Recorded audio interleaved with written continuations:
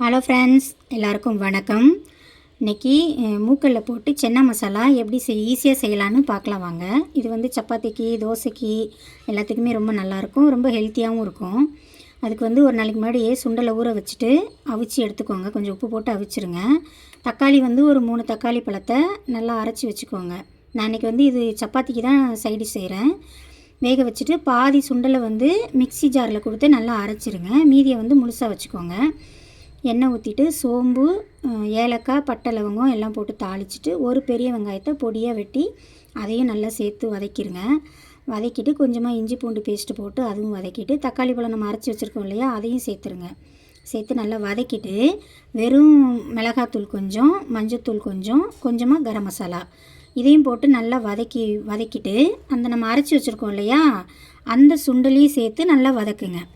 வதக்கிட்டு தேவையான அளவு தண்ணி ஊற்றிக்கோங்க. நம்ம இந்த சுண்டல் வந்து அரைக்கிறது வந்து கொஞ்சம் குழம்பு வந்து நல்ல திக்னஸாக இருக்கும், நம்மளுக்கு சாப்பிட்றதுக்கும் நல்லாயிருக்கும். அப்புறம் இந்த முழு சுண்டலையும் போட்டுட்டு நம்ம உப்பு வந்து சுண்டலுக்கு மட்டும்தான் கொஞ்சமாக போட்டிருந்தோம். இப்போ இந்த குழம்புக்கு நம்ம தேவையான அளவு உப்பு சேர்த்துக்கிட்டு கொஞ்சம் நல்லா சுண்டின பிறகு கொஞ்சம் குழம்பு வற்றின பிறகு நம்ம இறக்கிடணும். இது வந்து நம்ம இப்படி வந்து பசங்களுக்கு சப்பாத்திக்கு நம்ம செஞ்சு கொடுத்தோன்னா பிள்ளைகளுக்கு ரொம்ப நல்லது. இது வந்து கருப்பு சுண்டல்லையும் செய்யலாம், அதுவும் ரொம்ப நல்லது.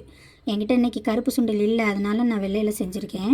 வெள்ளை சுண்டலில் சுண்டல், பச்சைப்பயிறு இந்த மாதிரி பயிறு வகைகளில் நம்ம ஏதாவது ஒரு கூட்டு செஞ்சுட்டு சப்பாத்தியோ தோசையோ சுட்டு கொடுத்தா பசங்களுக்கு நம்ம ஹெல்த்தியாக கொடுத்த மாதிரி நமக்கும் ஒரு ரொம்ப சந்தோஷமாக இருக்கும். ஏன்னா ஹெல்த்தி உணவே இப்போ வந்து பிள்ளைங்களுக்கு இல்லை, ரொம்ப கம்மி ஆயிடுச்சு. இந்த மாதிரி நம்ம ஏதாவது சேர்த்து கொடுத்தா தான் பசங்களுக்கும் அது ஹெல்த்தியாக இருக்கும். ஓகே ஃப்ரெண்ட்ஸ், என் வீடியோ பிடிச்சா லைக் பண்ணுங்கள், ஷேர் பண்ணுங்கள், சப்ஸ்கிரைப் பண்ணிக்கோங்க. தேங்க்யூ.